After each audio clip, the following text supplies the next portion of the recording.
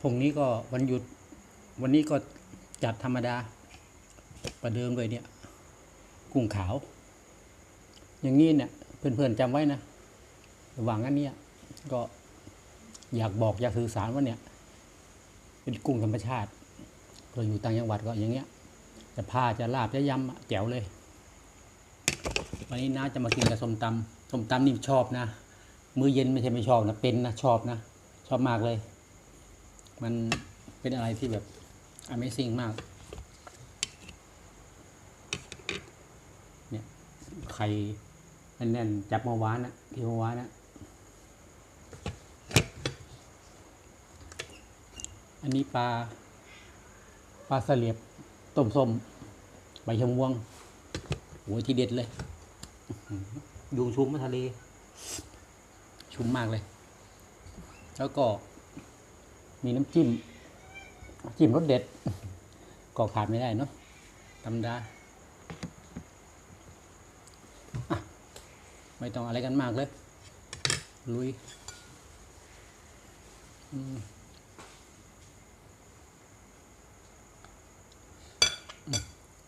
อันนี้คือจานมีแบบเนี้ย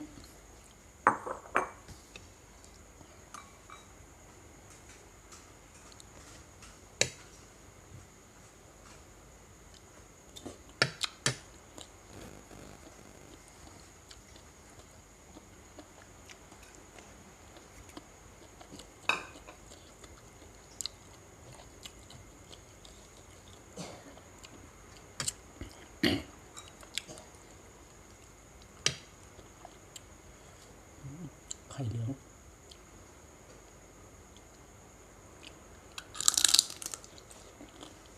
ไข่แดง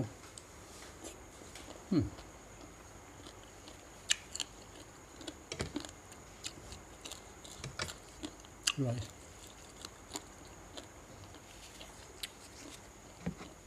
ก็เนียมจิ้มซีฟู้ด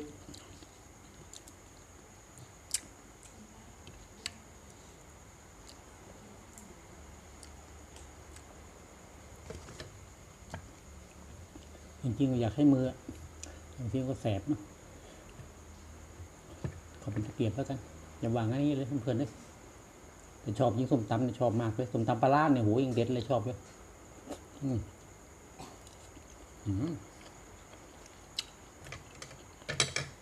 อร่อย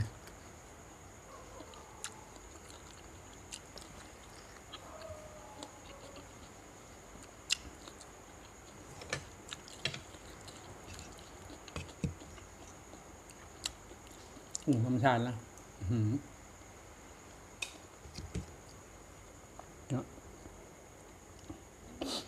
จิ้มซีฟู้ด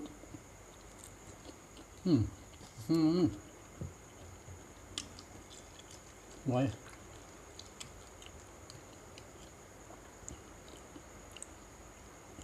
โอ้แหมจับสดๆแถมไปเอง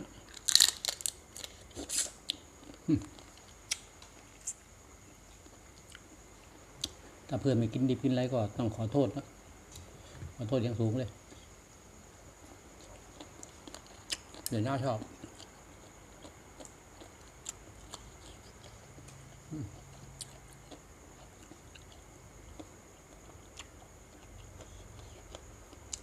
กุ้งขาวธรรมชาติ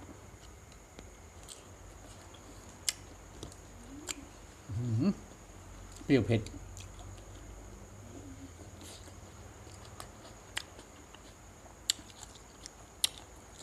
กำลังดีอะ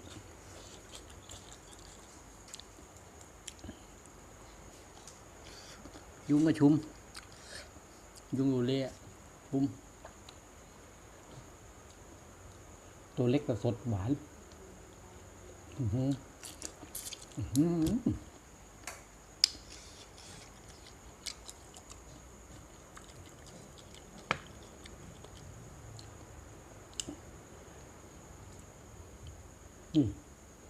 ใส่กระดองเลยใส่กระดอง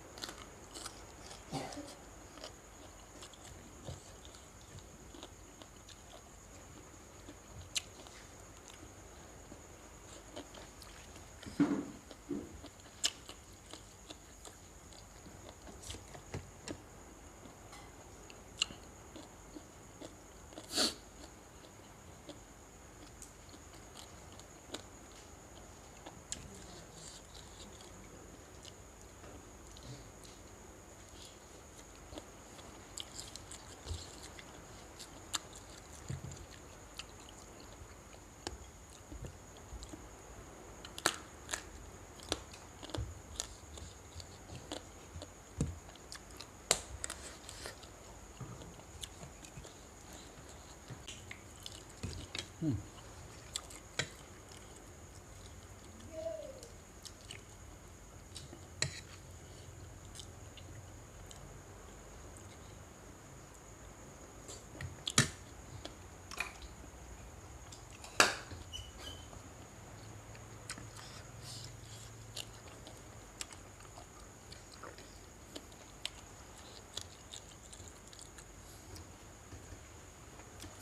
ับมาที่ชูมา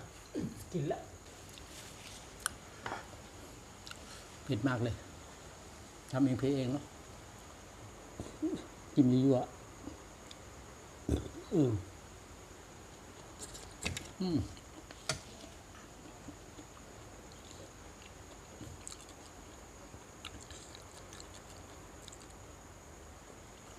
ืม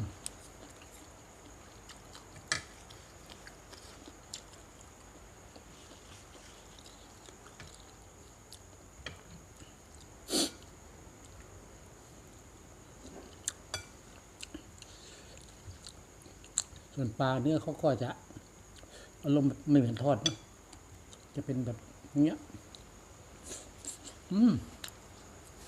อร่อย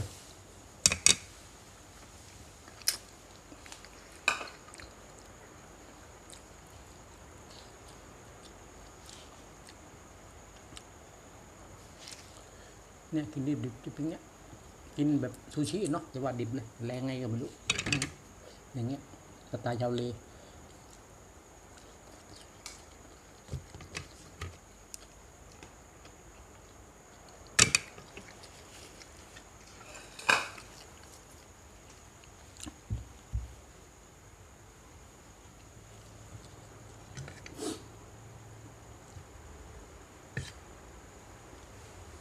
อร่อยครับเพื่อน